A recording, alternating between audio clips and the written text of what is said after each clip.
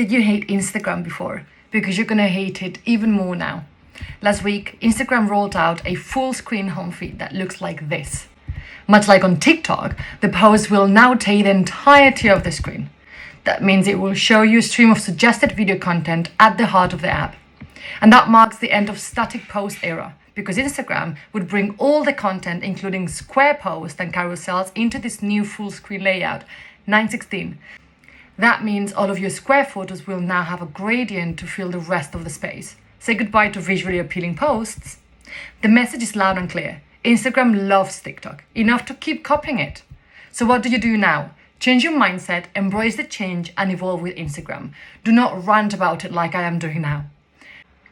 Don't procrastinate, because it's time to jump onto the Reels trend. Do not miss this. Just do it.